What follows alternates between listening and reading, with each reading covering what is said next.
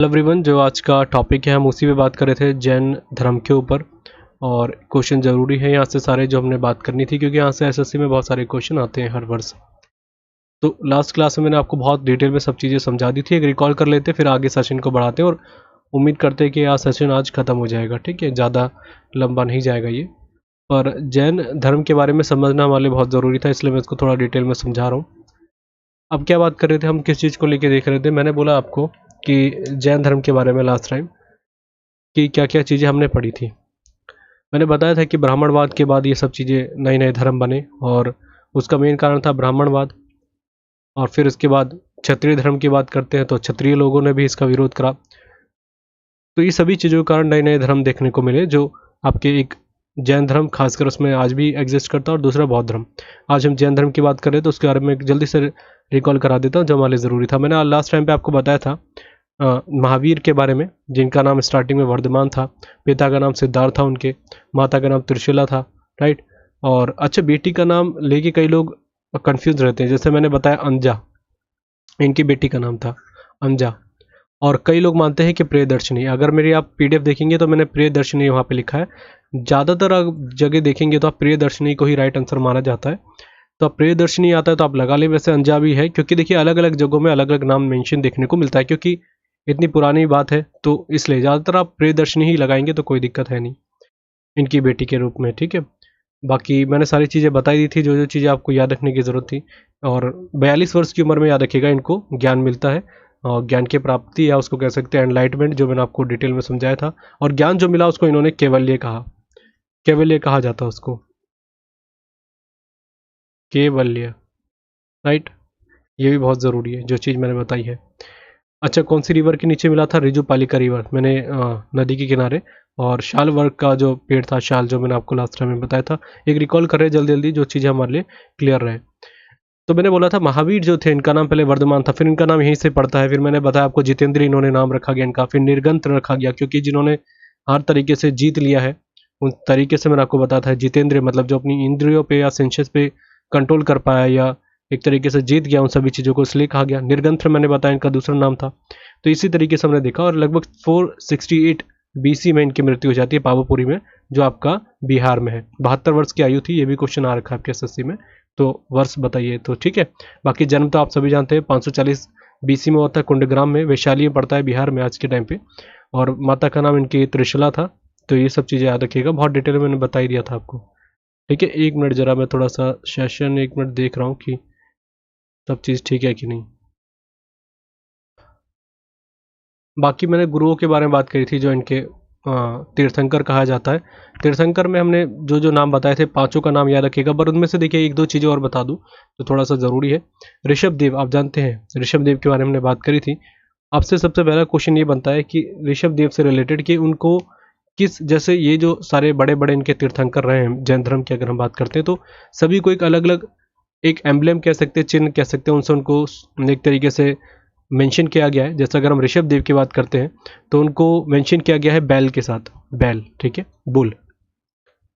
अगर आपसे पूछा जाता है तो सबसे ज़्यादा है महावीर, जो महावीर स्वामी थे, उनको किससे मेंशन किया गया? उनको किया गया सिंह से, या लायन आप कह सकते हैं, राइट। अगर आपसे पूछा था पार्श्वनाथ, ये बहुत ज़रूरी है पार्श्वनाथ का भी, तो पार्श्वनाथ को मेंशन किया गया था किसके द्वारा? स्नेक के द्वारा या सर्प के। ठीक है, ये क्वेश्चन ऐसे आ जाते हैं आज के टाइम पे। बाकी ये भी कई बार आता है कि कौन सी जाति के थे, तो जंत्रिक, वैसे ऐसे लिखा आता है कि ज्ञातक, ज्ञातक ऐसे लिखा आता है, ज्ञात्रक पढ़ते कई जगह ज्ञातक बोलते हैं, और ऐसे लिखा जाता है इसको। ठीक है, इंग्लिश में ऐसे लिखा जाता है। कई लोग इसको जंत्रिक बोलते हैं, जंत्रिक नहीं है, ज्ञातक बोलते हैं, जातक बोलते हैं, या ज्ञात्रक बोलते हैं। तो इसको थोड़ा सा आप देख लीजिएगा, इंग्लिश में ऐसी है। हिंदी का मैं थोड़ा क्लियर नहीं हूँ कैसे है, क्योंकि हिंदी में मैंने ज़्यादा देखा नहीं था इस चीज़ को। 24 तीर्थंकर के बारे में हमने बहुत डिटेल में बात कर ली थी। पार्श्वनाथ मैंने सारी चीज़ें आपको बता दी थी, इन सभी को याद रखिएगा, ऐसे क्वेश्चन बनते हैं। हमने ऋषभ देव के बारे में बात करी थी, पहले थे अजीत जो सेकंड नंबर के थे। हमने 22 के बारे में बात करा था, अरिष्ट नेमी जो 22 नंबर के थे, जिनको नेमी कहा जाता है, राइट। हमने बात करा था 22 के बाद 23 भी याद रखना था, जो हमने बात की थी पार्श्वनाथ थे। और महावीर स्वामी थे हमारे 24 नंबर के जैन धर्म के, अगर आप तीर्थंकर कहेंगे, या टीचर कह सकते हैं, या गुरु कह सकते हैं। ठीक है, अच्छा, और कुछ चीज़ें थी इसके अलावा। बाकी अभी हम इसके बारे में और डिटेल में समझेंगे कि क्या क्या चीज़ें हमको याद रखने की ज़रूरत है। अब मैं यहीं पे इस चीज़ को सेशन को स्टार्ट करता हूँ। जो हमने लास्ट में महावीर स्वामी के बारे में हमने सारी चीज़ें पढ़ ली थी। अब जैन धर्म के बारे में भी समझ लेते हैं, जो कुछ चीज़ें हमारे लिए ज़रूरी बन जाता है। देखिए, जैन धर्म में 3 रत्न के बारे में सबसे ज़्यादा देखने को मिलता है, जो आपके त्रिरत्न कहलाते हैं उसमें, और उसको ऐसे लिखा जाता है रत्नत्रय, रत्नत्रय, या हिंदी में कहेंगे त्रिरत्न। अब ये क्या क्या है, इनको जरूर याद रखना है। इनमें सबसे पहला आता है सम्यक दर्शन। सम्यक, ये माँ है, दर्शन। इंग्लिश में भी ऐसे लिखेंगे, इसमें कोई अलग तो है नहीं फेरबदल, सम्यक दर्शन। तो मैं सारे अब इंग्लिश में लिख लेता हूँ, जो ज़्यादा लिखने में समय वेस्ट ना हो। सम्यक दर्शन हो गया। दूसरा था सम्यक, सम्यक ऐसे लिखना है, और ये था चरित्र। ठीक है, इसको भी दिमाग में रखना है कि कौन सा है, चरित्र हो गया, सम्यक। तीसरे की अगर हम बात करते हैं, सम्यक चरित्र हो गया, और तीसरा है आपका, इसको वैसे आचरण के साथ भी जोड़ते हैं। चरित्र या आचरण एक ही बात है, अगर हम इस तरीके से देखा जाए तो कोई अलग बात तो है नहीं इसमें। चरित्र हो गया, सम्यक क्या क्या चीज़ हमने बात करी, सम्यक दर्शन हो गया, सम्यक चरित्र हो गया, और तीसरा एक और होता है भी, एकदम मेरे दिमाग से निकल रहा है, सम्यक ज्ञान। हाँ, जो सबसे ज़रूरी है, सम्यक ज्ञान, ऐसे लिखेंगे, राइट। तो ये भी ध्यान में रखना है, ज्ञान को ऐसे लिखा जाएगा, राइट। अब देखिए, इन तीनों के अलग अलग मीन है। वैसे तो आपके एग्जाम में आता है कि त्रिरत्न किसको कहा जाता है, ये तीनों अलग तरीके से ऑप्शन में आ जाता है। एक नाम हटा दिया जाएगा, इनमें से कोई ऐसा अलग सा नाम दे दिया जाएगा, तो आपको एलिमिनेट करना आना चाहिए, फिर तो अलग बात है। पर थोड़ा सा मैं डिटेल में समझा देता हूँ कि इसको रट्टा मारने की जरूरत ना पड़े। क्यों? क्योंकि ज़्यादातर रट्टा मारा जाता है, और मैंने भी इसको कई बार, पहले की बात है, रट्टा मारा था। तो मैं सोचता हूँ कि थोड़ा सा इसको ऊपर से समझने की कोशिश करें, जिससे इसको याद करने में आसानी हो जाएगी। सबसे पहली बात हम करते हैं इन तीनों दर्शन के बारे में। इनमें सबसे पहला अगर हम बात करते हैं, सबसे पहले हम दर्शन के ही बारे में बात कर लेते हैं कि दर्शन है क्या। सम्यक दर्शन, इसको मैं शॉर्टली लिख रहा हूँ। देखिए, सम्यक दर्शन का तात्पर्य ये कहा जाता है कि जो महावीर स्वामी थे, उन्होंने जो प्रवचन दिए थे उस पर आपका पूरा फेथ होना चाहिए, पूरा विश्वास होना चाहिए। इसलिए शॉर्टली सम्यक दर्शन को एक फेथ के साथ या विश्वास के साथ भी इसको दर्शाया जाता है। तो आपसे आ सकता है कि बताइए सम्यक दर्शन का एक वर्ड में बताइए क्या होगा, तो फेथ आप कह सकते हैं। कहने का मतलब महावीर स्वामी द्वारा जो प्रवचन, जो बातें की गई थी, वो सारी सम्यक दर्शन के अंतर्गत आपको फेथ रखना है। ये सबसे पहला इसका मेन पॉइंट है। इसके बाद है सम्यक ज्ञान, जो कहा जाता है सम्यक ज्ञान। ठीक है, इसमें क्या है, इसमें मतलब है कि आपको परफेक्ट नॉलेज हो, टोटल नॉलेज हो, ये इसके अंतर्गत इसको व्याख्या करता है। अब ये क्या है, इसमें समझना सबसे ज़रूरी है। जो पूरा पिलर है, अगर हम बात करें जैन कम्युनिटी का या जैन धर्म का, सबसे मेन पिलर इसी को माना जाता है, सम्यक ज्ञान को। मतलब इनका पहला है कि गॉड नहीं है, गॉड एग्जिस्ट करता ही नहीं है, ये सबसे ज़रूरी याद रखिएगा। ठीक है, भगवान, कोई भी भगवान है नहीं, पहली चीज़ इन चीज़ को बोलते हैं ये। दूसरी बात कहते हैं, संसार में एक तरीके से, हर तरीके से आप देखेंगे, कोई भी कम्युनिटी उठा के देख लीजिए, सभी में ये चीज़ बोली जाती है कि पृथ्वी का, हम बोलते हैं हमारे भगवान है, मुस्लिम धर्म में बोलेंगे हमारे खुदा ने। ठीक है, जैसे उनके कोई भी बोले जाएंगे। जैसे और धर्म की बात करते हैं, जैसे अगर हम बात करते हैं कि सिख धर्म में, कई चीज़ों में अगर आप देखेंगे, ज़्यादातर आप धर्म में उठा के देख लीजिए, यही बोला जाता है कि जो निर्माण करा है वो भगवान ने करा है। ठीक है, मतलब पृथ्वी का या पूरे संसार को बनाने का। पर जैन, अगर हम धर्म की बात करते हैं, तो इसमें सीधे मना कर दिया गया है कि वर्ल्ड या संसार को बनाने वाला कोई भी है ही नहीं। ठीक है, एक ध्यान रखिएगा, इसको किसी ने बनाया नहीं है, ये इसका दूसरा पॉइंट आ जाता है। सबसे ज़रूरी जो इसमें एक आता है, इसमें है कि हर चीज़ में आत्मा है, ये एक चीज़ को डिफाइन करता है, जो सबसे ज़रूरी है। ये चीज़ सबसे ज़्यादा यहाँ पर प्रेफर की जाती है। एक तो गॉड तो नहीं है, इस चीज़ को अलग कर दिया गया है। दूसरी बात सबसे ज़्यादा है कि आत्मा को लेके, सोल के ऊपर, कि हर चीज़ में आपको सोल है। सोल मतलब, ये सबसे ज़्यादा आप देखेंगे ना, जैन कम्युनिटी इसी के ऊपर सबसे ज़्यादा चलती है। सोल मतलब कि आप किसी भी चीज़ के ऊपर, आपने अगर जैन कम्युनिटी के आपके कोई फ्रेंड वगैरह रहे होंगे, तो आपको ज़रूर पता होगा कि वो लोग आलू और प्याज नहीं खाते। पता कीजिएगा, पोटैटो और अनियन के बारे में नहीं खाते हैं। इसका भी एक लॉजिक है, मैं इसको भी अलग से बात करूंगा। पर सोल मतलब वो कहते हैं कि हर चीज़ में आत्मा है, और इसलिए ही सबसे ज़्यादा वर्जित माना जाता है इस धर्म में कि किसी भी पशु, किसी भी जानवर को सताना नहीं है, और पशु को मारना नहीं है। सबसे ज़्यादा ये अच्छी चीज़ मानता हूँ मैं इस चीज़ को, जो इसमें दर्शाई गई है, बताई गई है। किसी भी पशु को नहीं मारना है, जैन कम्युनिटी में ये सबसे पहला पॉइंट बोला जाता है कि। और इसलिए मैंने आपको बताया था कि एग्रीकल्चर को इसलिए मना करते हैं कि एग्रीकल्चर में आप देखेंगे तो कहीं ना कहीं नुकसान है पशुओं का, आप हार्म कर रहे हैं। और जैसे मैंने बताया कि एक, जब हिंदू धर्म में पहले बलि हुआ करती थी, अब तो इसको बंद कर दिया गया है पूरी तरीके से, होगा, एक दो जगह तो होता होगा, पर अब बंद कर दिया गया हर जगह आप देखेंगे तो बलि को एक तरीके से गलत मानते थे, इसलिए जैन कम्युनिटी में इस चीज़ को ज़्यादा प्रेफर किया गया कि आप अपने मन के पर्पज से, अपने नए धर्म के हिसाब से आप किसी भी जानवर को हत्या नहीं कर सकते। और ये काफ़ी हद तक आप मानेंगे तो बिल्कुल सही चीज़ है ये, ठीक है। और अलग अलग धर्म की अलग अलग बात है, पर ये चीज़ को सबसे ज़्यादा कि आपको हर जो एक लिविंग बॉडी बात कर रहे हैं हम, उसका रिस्पेक्ट करना चाहिए, उसको मारना नहीं चाहिए, इसलिए मैंने एग्रीकल्चर के हिसाब से भी आपको बताया। तो ये चीज़ भी यहाँ पर बताई जाती है जो सबसे ज़्यादा मेन पिलर है। तो इन तीनों चीज़ों को याद रखिएगा जो मैंने ज्ञान के बारे में बताया। जिसको इन तीनों के ऊपर अमल कर रहा है, इसका मतलब उसको सभी चीज़ का ज्ञान है, मतलब वो एक जैन धर्म के हिसाब से ज्ञानी व्यक्ति माना जाएगा। इसके बाद मैंने बोला था सम्यक चरित्र के बारे में, या आप इसको आचरण भी कह सकते हैं।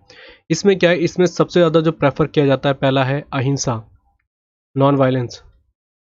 इस वर्ड को बोला जाता है कि अहिंसा होना चाहिए, आपका आचरण इस तरीके का होना चाहिए। दूसरी बात, आपको सत्य, ट्रुथ बोलने की हमेशा आपके मन में होना चाहिए, आप हमेशा सत्य बोले।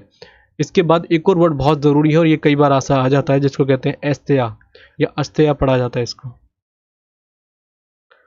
ठीक है। अस्तेया मतलब, इसका मतलब होता है किसी चीज़ को आपको चुराना नहीं है, बहुत ज़रूरी पॉइंट है ये, चुराना नहीं है। चौथे नंबर का आप होता है ब्रह्मचार्य। ब्रह्मचार्य भी आप ऐसे ही लिखेंगे सेम हिंदी में, कोई अलग, इंग्लिश में कोई अलग नहीं है इसमें। तो कहने का मतलब ये 4 पिलर के ऊपर सबसे ज़्यादा चलता है कि आपको ये सब चीज़ें रखनी है। और एक और है 5वें नंबर पे जिसको कहते हैं अपरिग्रह, ठीक है, यहाँ पे लिख लेता हूँ मैं, अपरिग्रह। ये क्या है, इसका मतलब होता है कि आपको, ब्रह्मचार्य तो आप सभी जानते होंगे, मतलब कि आपको जीवन एकदम अकेले व्यतीत करना है, किसी महिला के संपर्क में नहीं आना है, इसको ब्रह्मचार्य कहा जाता है, ठीक है। विदाउट आप किसी लेडी के रह रहे हैं तो उसको ब्रह्मचार्य कहा जाएगा। और ये है आपका अपरिग्रह, मतलब आप किसी भी घर में नहीं रहेंगे। ये इसके 5 पिलर माने जाते हैं। और आपसे आ सकता है कि बताइए ये आचरण में क्या क्या पॉइंट होते हैं, इनमें से कौन सा नहीं है, तो आपको सारी चीज़ों को याद रखना है। सभी के मीनिंग भी मैंने आपको समझा दिए कि आप याद रखें। ये सारी चीज़ों पे सबसे ज़्यादा अमल करवाया जाता है। और इसी के ऊपर अगर हम बात करते हैं कि ये, इसको मैं रेज कर देता हूँ, ये जो आपको दिख रहे होंगे ना, पहले मैं बात करता हूँ ये वाले अहिंसा, सत्य, अस्तेय और एक अपरिग्रह, इन सभी को बाद में जोड़ा गया है। जब हमारे महावीर स्वामी आते हैं, 24वें तीर्थंकर आते हैं, तो उन्होंने क्या करा, उन्होंने बस एक ही वर्ड को जोड़ा था जो हमारे आचरण में था, उन्होंने बोला ब्रह्मचार्य। ब्रह्मचार्य अगर आप रखते हैं तो काफ़ी हद तक आप एक तरीके से एक अच्छे जीवन को व्यतीत करते हैं। और ये इनके हिसाब से था। बाद में इसको, बाद में और जब आते हैं एक तरीके से अलग अलग नई नई धारणाएं बनती हैं, क्योंकि आप जानते हैं इसमें फिर बदल जाता है, बढ़ जाते हैं 2 पार्ट में जैन धर्म। तो फिर 2 पार्ट में बढ़ने के बाद फिर आपके जो 4 पॉइंट मैंने बताए थे वो आ जाते हैं। तो ये जरूर याद रखिएगा। आपसे क्वेश्चन आ सकता है कि बताइए, ये इनको व्रत भी कह सकते हैं आप, जो ये 5 मैंने बताए थे व्रत बोले जाते हैं, मतलब फास्ट, कि आपको इनके बिना ही लाइफ को स्पेंड करना है। और जो सबसे अच्छी चीज़ है, मतलब आप ये कह सकते हैं, नहीं सॉरी, इनको साथ में रख के चलना है, जैसे ब्रह्मचार्य वगैरह। तो अब एक चीज़ याद रखनी है, अगर आप इन 5 को अमल करके चलते हैं तो उसको कहा जाता है महाव्रत, ठीक है, या महाव्रतवास कहा जाता है वैसे, महाव्रतवास। सॉरी, मैं गलत बता रहा हूँ शायद, इंग्लिश में ऐसे लिखे जाता है इसको, महाव्रत, व्रताश कहा जाता है। हाँ, व्रतवास में दिमाग में बार बार आ रहा था, महाव्रताश, व्रताश, ये इसको कहा जाता है, ठीक है। जो मतलब जब 5 चीज़ों के बारे में जो मैंने आपको बताया था, जो ब्रह्मचार्य इसमें शामिल है, अगर आप ओनली इसको छोड़ के ब्रह्मचार्य को अगर हटा देते हैं तो 4 चीज़ें बन जाती है। उन 4 चीज़ों पे आप अमल करके चलते हैं तो उसको कहा जाता है अनुवर्तास। अनुवर्तास, ये क्वेश्चन आ सकता है कि बताइए अनुवर्तास किसको कहा जाएगा। और अनुवर्तास क्यों, क्योंकि देखिए इसी के ऊपर जो अमल कराते थे ब्रह्मचार्य के ऊपर, अगर ब्रह्मचार्य हटा देते हैं, जैसे एग्जाम्पल करें, अब सारे तो जैन कम्युनिटी में आप ब्रह्मचार्य तो नहीं बन सकते, तो ये धर्म कैसे बढ़ेगा, कैसे संतान होगी, कैसे आगे इनकी एक तरीके से जनरेशन बढ़ेगी। तो ये भी दिया गया है कि अगर आप ये 5 व्रत करते तो आप महाव्रतास कहा जाएगा। अनुव्रतास में जब आप सभी चीज़ों को पालन कर रहे हैं, चारों चीज़ें तो पालन की जा सकती है, जैसे मैंने आपको बताया, चोरी नहीं करना, अहिंसा में रहना, सत्य बोलना है, ठीक है, और घर को छोड़ना, सॉरी घर को तो, हाँ घर को आप नहीं ले सकते, ऐसे कुछ 4 पॉइंट है जो हमने बात करी थी। बस ब्रह्मचारी को अलग कर दीजिए तो उसको कहेंगे अनुव्रतास। तो इनको तो अमल किया जा सकता है, अगर आप तरीके से देखते हैं तो जीवन व्यतीत आप कर सकते हैं, महिला के साथ रह सकते हैं, इन सब चीज़ों के साथ अगर रहते हैं तो आप, इसको एक कहा जाता है कि आप एक फैमिली के साथ रह रहे हैं, पर आप इन सभी चीज़ों को अमल करेंगे तो आप एक अनुव्रतास के रूप में इसको माना जाता है या इसको कहा जाता है। ये थोड़ी सी चीज़ याद रखनी है, 5 व्रत इसमें शामिल हो जाते हैं, इसमें 4 व्रत शामिल होते हैं, राइट। अच्छा, अब इसके बाद हम कुछ और चीज़ें समझ लेते हैं जो हमारे लिए और ज़रूरी है। जैसे इसके अलावा हम बात करते हैं, ज्ञान बता दी मैंने आपको, सारी चीज़ें हमने डिस्कस कर ली। हाँ, अब देखिए हम जानते हैं कि प्राकृत भाषा में स्पीचेस दिए थे इन्होंने, ठीक है, किन्होंने प्रवचन दिए थे, महावीर जी ने। भगवान महावीर कहेंगे, महावीर स्वामी कहेंगे, प्राकृत भाषा में, प्राकृत, इस भाषा में इन्होंने अपने स्पीचेस दिए थे, आप कह सकते हैं प्रीचेस दिए थे महावीर ने, प्राकृत भाषा में। क्यों? क्योंकि उस टाइम पे प्राकृत भाषा एक तरीके से, हर तरीके से यूज़ की जाती थी, इसलिए इसको प्रयोग किया गया और हर लोगों तक ये बात पहुंचे, इसलिए इसको कहा गया था। आम भाषा थी, आप ये कह सकते हैं। अच्छा, इसके अलावा क्या बोला उन्होंने कि सबसे पहली बात जो आपने, इन्होंने एक संघ बनाया। संघ मतलब ये बना दिया कि उस संघ में कोई भी ज्वाइन कर सकता है। संघ, एक संघ का निर्माण कराया महावीर ने, भगवान महावीर ने, या स्वामी महावीर आप कह सकते हैं। उन्होंने बोला कि इस संघ में हर कोई आ सकता है, इसमें कोई भी कास्ट का कोई देना देना नहीं है। आप कोई भी कास्ट के, कोई मैटर नहीं करता, आप क्षत्रिय हैं, ब्राह्मण हैं, कोई भी, आप सब आ सकते हैं, कोई दिक्कत नहीं। तो इसको आपको दिख रहा होगा, इसका एक परिणाम कहाँ से देखने को मिल रहा है कि आप जब कम्युनिटी में कास्ट सिस्टम लेकर आते हैं, इसलिए इसका एक देखा गया, अगर हम भी वही कास्ट सिस्टम को लेकर आएंगे तो नया धर्म किस तरीके का हो गया।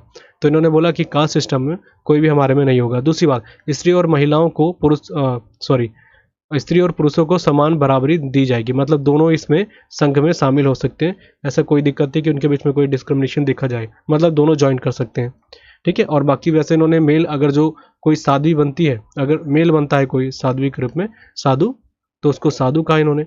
और फीमेल अगर कोई बनती है, महिला कोई बनती है, तो उनको बोला साध्वी, जो हमारे में भी यूज़ किया जाता है। वैसे इनको एक और वर्ड यूज़ किया जाता है जिसको कहते हैं आर्यिका।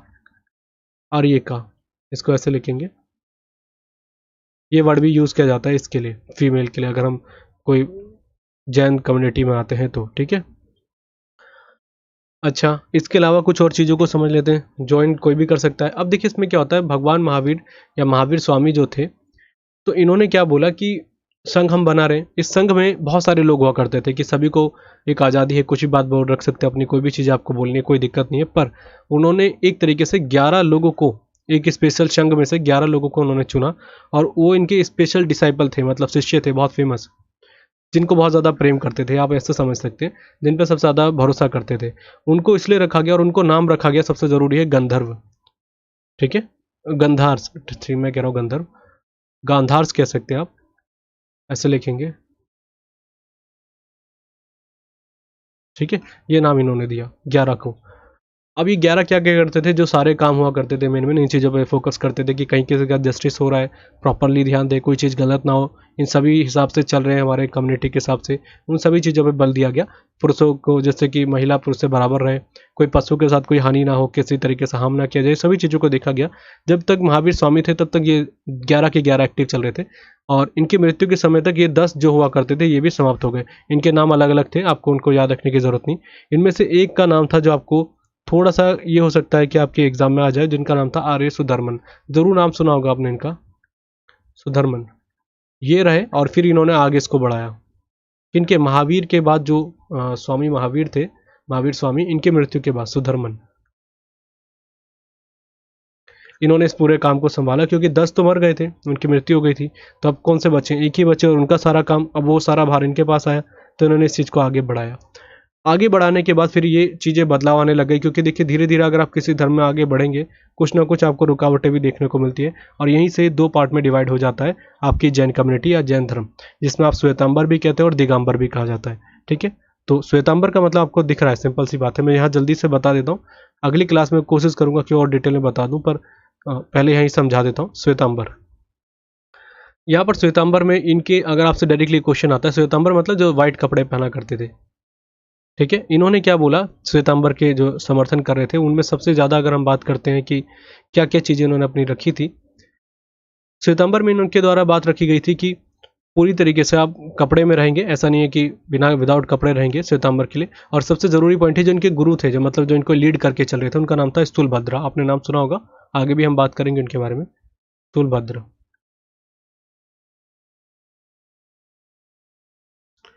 स्थूलभद्र, ये सबसे ज़्यादा आगे चल रहे थे। इन्होंने बोला कि सफ़ेद कपड़े पहने करेंगे हम, श्वेतांबर, इसलिए इन्होंने नाम रखा। और एक तरीके से परिवर्तन को हम एक्सेप्ट करेंगे, परिवर्तन होना चाहिए, ठीक है, परिवर्तन को हम एक्सेप्ट करेंगे। परिवर्तन मतलब क्या, कि अगर हमें लगता है कि हमारा एक धर्म बन गया है, पर ये नहीं है कि आने वाले समय में हम कोई चीज़ परिवर्तन को एक्सेप्ट ना करें। और ये सबसे ज़रूरी चीज़ है, आपके धर्म में अगर कोई चीज़ ऐसी ला दी गई है कुछ लोगों के द्वारा जो गलत है, उसको एक्सेप्ट करना बहुत ज़रूरी होता है। कोई भी धर्म उठा के देख लीजिए, हम अपने धर्म की बात करते हैं हिंदू धर्म में, अगर आप हिंदू कम्युनिटी में देखें तो एक टाइम पे ये सती सिस्टम हुआ करता था, हालांकि हमारे धर्म में कहीं लिखा नहीं है, फिर भी लोगों ने उसके साथ बढ़ चढ़ के हिस्सा लिया। तो आपके तार्किक कुछ पहलू भी होने चाहिए कि आप आंख बंद करके हर चीज़ को एक तरीके से ना रखें। तो ये चीज़ उन्होंने अच्छी रखी कि परिवर्तन को हम करेंगे। हो सकता है आज के टाइम पे कोई चीज़ें हम गलत डिसीजन हो जाए हमारे धर्म के हिसाब से, पर आगने वाले समय में हम इसको परिवर्तन को करें, ये सबसे पहले हमारी प्रायोरिटी होनी चाहिए। अब इसके अपोजिट एक आ जाता है दिगंबर, श्वेतांबर ऐसे लिखा जाएगा। अब हम बात करते हैं दिगंबर के बारे में। दिगंबर में अगर हम बात करते हैं, दूसरा दिगंबर बन गया। इसमें क्या कहा इन्होंने, बोला कि हम विदाउट कपड़े रहेंगे। विदाउट मतलब कि हम कपड़े नहीं पहनेंगे। सबसे बड़ी बात इन्होंने इस चीज़ को रखा। ये क्वेश्चन आ सकता है कि बताइए। अब इसमें सबसे ज़्यादा जो लीड करके चल रहे थे उनका नाम था भद्रबाहु। इनका नाम भी बहुत ज़रूरी, आगे हम देखेंगे। इन्होंने बोला कपड़े नहीं पहनेंगे। दूसरी बात, हम कोई भी चीज़ों को चेंजेस नहीं करेंगे, मतलब कि हम समर्थन का एक्सेप्ट नहीं करते। कोई भी चेंजेस हम बिलीव नहीं करते कि कल ये कह रहे हैं समर्थन हम करेंगे कि जैसे कोई चेंजेस किए जाते हैं तो उसका समर्थन करना चाहिए। इन्होंने बोला ऐसा कुछ नहीं है, जो हमने डिसीजन ले लिया वो एकदम ठीक है, इसमें कोई अलग हमको करने की ज़रूरत है नहीं। ठीक है। इसके अलावा अगर हम बात करते हैं, एक चीज़ मैं बताना भूल गया था मेन, यहाँ पे मूर्ति पूजा को सपोर्ट किया गया था। ठीक है, मूर्ति पूजा का इन्होंने समर्थन करा। इन्होंने बोला मूर्ति पूजा हमें करनी है, मतलब कि भगवान महावीर या महावीर स्वामी की हम प्रतिमा लगाएंगे, उसकी पूजा करेंगे। इन्होंने बोला मूर्ति पूजा का विरोध करते हैं, ये बिल्कुल गलत है, ये आप नए नए तरीके ढूंढ रहे हैं, आज तक तो ऐसा था नहीं। तो इन सब चीज़ों के कारण ये लड़ाई होने लगी। और सबसे बड़ी जो इसमें डिबेट का मेन कारण था दिगंबर में, इन्होंने बोला कि हम विदाउट ड्रेस रहेंगे। अब सितंबर ने कहा ऐसे कैसे रख सकते हैं। देखिए, हमारे धर्म में दोनों को बराबरी है, चाहे सितंबर की बात करते हैं या दिगंबर की बात करते हैं। श्वेतांबर में सभी को सफ़ेद कपड़े पहनने का अधिकार है, सफ़ेद कपड़े पहनेंगे श्वेतांबर वाले। और अब तो यहाँ पर महिलाओं के लिए बराबर है, जैसे महिलाएं अब साध्वी हैं जो, उनको भी तो हमने शामिल कर रखा है, तो वो कैसे रहेंगी, वो तो सफ़ेद कपड़े पहन सकती है। अब आप कह रहे हैं दिगंबर में कपड़े ना पहने, तो फिर महिलाएं विदाउट ड्रेस कैसे रहेंगी, और ये चीज़ तो ठीक नहीं लगेगी। इसके ऊपर बहुत ज़्यादा डिबेट होती है। तो उन्होंने बोला कि ये चीज़ थोड़ा सा ऐसा था कि ठीक नहीं लगा, जिसको कहते हैं मोक्ष या सेल्वेशन कहा जाता है।